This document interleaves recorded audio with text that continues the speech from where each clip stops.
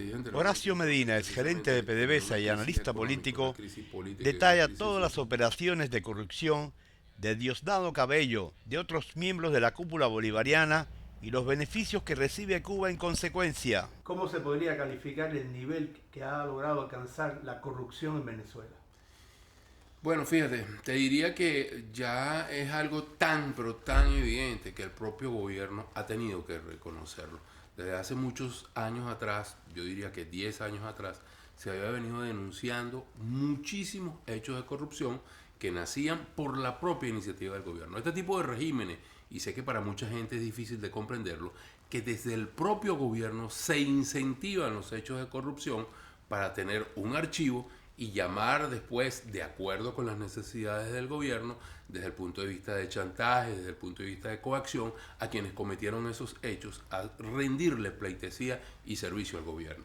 Creo que en Venezuela, desde hace ya una década, como te comentaba, los hechos de corrupción que han sucedido en Petróleos de Venezuela, te basta con recordar el maletín de los $800,000 de Antonini Wilson, basta con recordar lo que sucedió con los taladros chinos, que se perdieron casi 200,000 millones de bolívares que nadie nunca supo dónde están. El Avampere, una taladro de perforación semisumergible que se compró cuando definitivamente era un desecho, cuando definitivamente era una chatarra y se pagó a precio de mercado. Basta con recordar los negocios que se hicieron en el mercado internacional, sabiendo y manejando los fletes. Podemos recordar lo que sucedió en el Ministerio de Infraestructura cuando Diosdado Cabello era el ministro, cuando se estaba abriendo la investigación, misteriosamente, casualmente se incendiaron los archivos del ministerio. Baste con recordar las gestiones, por ejemplo, del hijo de José Vicente Rangel en la alcaldía de Sucre, un distrito en el área metropolitana de Caracas, donde los hechos de corrupción fueron más que evidentes y vinculados con su cuñado y con su propia Pero el esposa. propio Rangel leí en una entrevista que un día le preguntó a Chávez, ¿qué hacemos para parar la corrupción? Sí, porque fue emergiendo, pero es que eso es producto de lo que ellos mismos incentivaron y eso lo digo con mucha y plena responsabilidad. De igual manera, no hay ninguna duda que esa gran cantidad de violencia que se genera hoy en Venezuela es producto de algo que fue incentivado desde el punto de vista del odio, desde el punto de vista de ese discurso siempre de confrontación, del recurso ilimitado de armas que hay en el país y que ha sido permitido. Entonces, igual pasa con la corrupción. Hoy en día los hechos de corrupción van uno tras otro y no se abren las investigaciones. Tienes una fiscalía que está absolutamente abyecta al gobierno.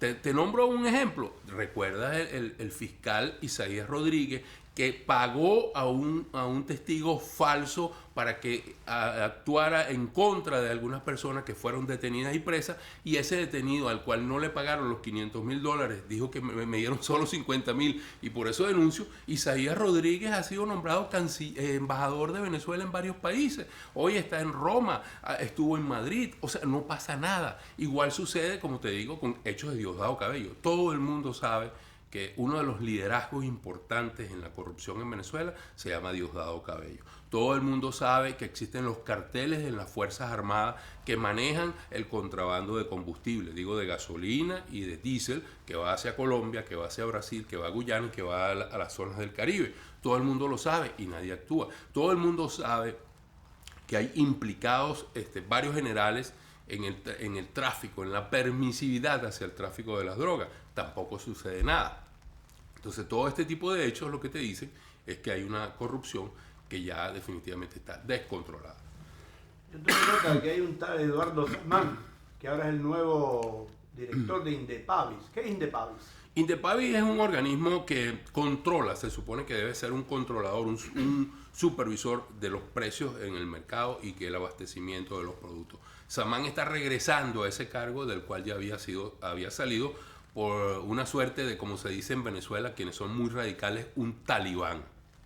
Definitivamente el señor Samán es algo así como un troglodita que está en el siglo XXI y de nuevo está allí para perseguir a la gente. Pero Samán también tiene cargos pendientes con hechos de corrupción ocurridos en su anterior gestión y sin embargo está allí. podemos mencionar muchos. Lo que quiero decirte es que es algo muy generalizado. Por ejemplo, hay un gobernador, el gobernador del estado de Aragua, Rafael Isea, un teniente de mucha confianza de Hugo Chávez, sencillamente dejó el poder, dejó el estado de Aragua sin gobernación, huyó cuando descubrieron que usó los recursos de la gobernación, del pueblo público, para comprar bonos de PDVSA y otros bonos públicos de la República Bolivariana de Venezuela a $2.16 y los vendió al mejor postor en el mercado cambiario a 5 y a 6 bolívares por dólar. Entonces, se ganó 3 y 4 veces un dinero que no le era de él, usó el dinero del gobierno. Entonces, este tipo de hechos no han sido castigados. ICEA no ha sido castigado, ICEA no ha sido perseguido. ¿Y Cuba participará en alguna forma, en algún beneficio de toda esa corrupción? Bueno, puedes tener la plena seguridad de que así es. El 70% de los bienes y servicios que se consumen en Venezuela son importados. Y de ese 70%, el 50% de ese 70% que se hace por la vía pública se triangula a través de Cuba. Tú puedes ver en Venezuela importaciones que vienen de Cuba de caraotas, de arroz, de azúcar, etcétera, etcétera, etcétera. ¿Cuándo tiene Cuba caraotas para producir? Sencillamente Caraotas son los frijoles, ¿no? Los frijoles negros, disculpa, Sí, pero en los términos de los venezolanos es carota. Bueno, estos frijoles negros vienen de Cuba, el arroz viene de Cuba, el azúcar, todo viene de Cuba. Te estoy hablando de que el 50 del 70%, o sea, el 35% bruto de todos los productos y bienes que entran en Venezuela son triangulados a través de Cuba. Obviamente, allí se queda una porción muy importante que se reparte entre las cúpulas del poder. Y un hecho de corrupción tremendo, claro e inequívoca está relacionado con el convenio de suministro de crudo y productos a Cuba, donde está sobrealimentada la refinería, sobrealimentado el consumo nacional, porque sencillamente al llegar a Cuba eso se vende en otros países del Caribe a través de unos brokers, de unos agentes que hay en Panamá y que inclusive Venezuela compra para su suministro in situ. O sea, se compra el propio crudo que le entrega a Cuba a través del convenio. Sin embargo, a pesar de que Cuba envía todas las caraotas o los frijoles, el arroz y otros productos, en Cuba hay unas carencias críticas en la población de todo eso. Obviamente, porque de esa corrupción solo se benefician las cúpulas de los gobiernos, la cúpula castrista y la cúpula de lo que antes era el chavismo, hoy es el madurismo, y que no es otra cosa sino una suerte de una banda de delincuentes que están en el poder. Yo estaba leyendo en el tema ese de Eduardo Samán y de Pavis, que hay de intención de primero chequear o controlar empresas que me suenan han sido creadas por el chavismo: Pedeval, Mercal, Abastos Bicentenario, Venetur. Bueno, fíjate, Pedeval es algo que hay denuncia, inclusive se hizo la apariencia de que el director de Pedeval estaba preso y otros que estaban allí.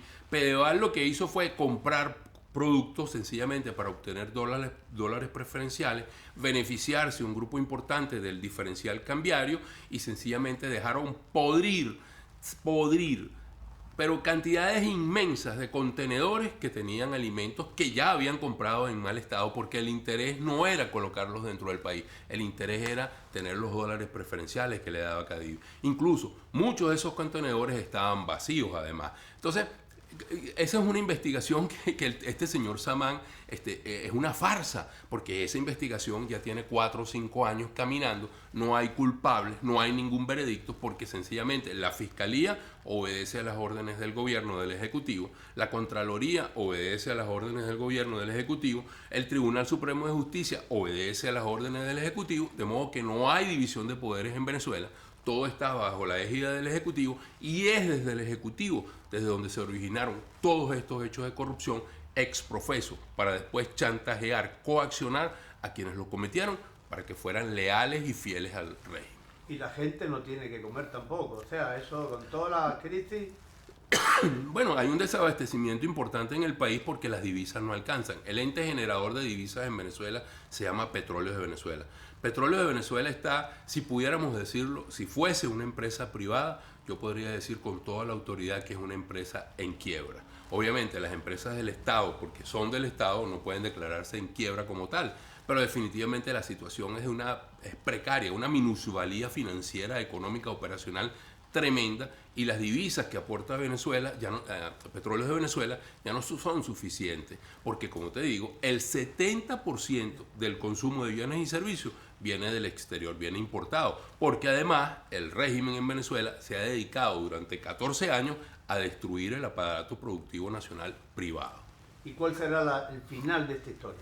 Bueno, el final de la historia es que este régimen no tiene ninguna posibilidad de continuar. Yo creo que va a ser muy difícil que salga de allí, pero saldrá por la presión popular. Yo no tengo ninguna duda de que la gente ha venido tomando conciencia, y así como la violencia ha tratado de tomar, digamos, el poder, de amedrentar, de acobardar a la población, yo creo que sigue habiendo algo muy importante, que es el espíritu democrático, y ese espíritu democrático va a terminar por imponerse en Venezuela. Yo tengo plena convicción de que es absolutamente insostenible, y los gobiernos pueden permitirse estas aventuras revolucionarias y pueden permitirse muchas cosas, pero no se permiten el estado de zozobra permanente, la ingobernabilidad permanente. Eso termina por colapsar, y eso es lo que sucederá en Venezuela en un plazo no muy largo.